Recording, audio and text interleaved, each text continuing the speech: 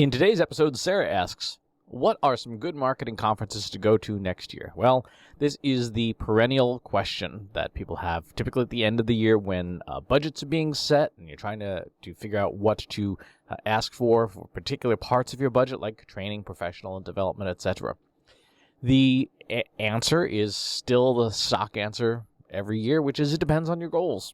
If you are, for example, working inside the IBM marketing ecosystem, you should probably be at IBM Think, for example. If you are a HubSpot shop, you should probably go to Inbound.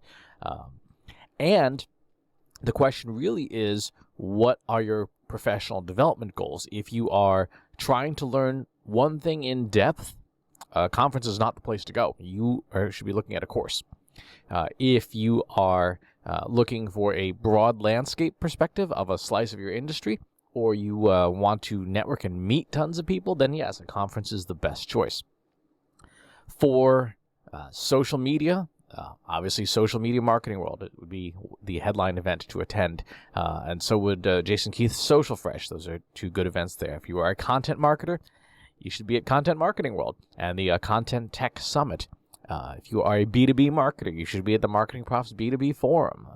There's a ton of these events where there's a very clear focus. Same for marketing technology. If you are in the vendor ecosystem or you want to choose vendors and you want to understand technologies that applies to marketing, you got to go to MarTech, MarTech East and MarTech West. And again, if you're into AI and marketing, the MAICON conference. For vendor shows, HubSpot's INBOUND is always entertaining. Lots of content that are specific to HubSpot. Dreamforce, if you're in the Salesforce ecosystem, is kind of a no-brainer. IBM Think for IBM events, for IBM shops. InfoShare, it was an event I was privileged to speak at last year in Poland. There are a ton of regional conferences, so there'll be conferences within your region. One of the more valuable things to do, in addition to the bigger conferences, is also to look for local user groups and local meetups, because there's a very good chance that you'll meet great folks at a conference and you'll be able to stay in touch with them. But if there's a local group where you can kind of get together for coffee once a month, you will find that to be extremely valuable. Here in Boston, for example, we have Steve Garfield's Boston Media Makers, which is a terrific monthly meetup.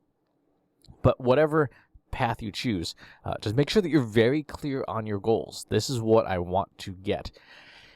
For a lot of events, one of the things I strongly recommend is hit up YouTube. Make yourself the short list of events you think you might want to attend, and then hit up YouTube. And most good events are posting at least a couple of sessions here or there, so you can get a sampling of what it's like to be at that event. Or certainly certain speakers, I'm one who posts their talks from those events. So if there's a speaker you're looking to meet up with, go check out their YouTube profile, see if they've got a playlist for speeches and talks, and browse through the events they've been at and use that as a way to say, like, yep, okay, I want to see this talk, I want to see this talk, and get a sense for at least some of the content at these events. You can also, depending on your social media marketing tool of choice, look back at an event's previous published content to get a sense of what was happening at that event. And that will give you a sense of the level of content at the event. For speakers, I would recommend, if you're going to look up an event on YouTube, look for watch through 3 different sessions so that you get a sense of sort of what is the level of difficulty. For example, at the MarTech event, I delivered a reasonably complex talk. At the MAICON conference, which was marketing AI conference, I delivered a fairly advanced talk. At Content Marketing World, in a workshop I gave, I threw everyone in the deep end because that was where the audiences wanted to be. If you are at the beginning of your journey in a particular area of focus or topic, try to find a conference that matches, is just slightly ahead of you, so that 80% of the content is useful immediately, but 20% is aspirational. Like, okay, I don't know this area, but I would like to know this area, and this is a way to expose your mind to more advanced topics so that you have a destination for your own professional journey. In terms of budgeting and stuff, some of these conferences, yeah, expensive. They're 4 figures to attend them. So again, do your due diligence, watch previous videos, get a sense for that. Ask in your communities like Slack groups, Facebook groups, and things like that, what people's experiences have been. Ask if it's a safe place to do so. Ask for what events not to go to. There are some people who have had really bad experiences with some events, and get a sense of why. Like, was the content not helpful?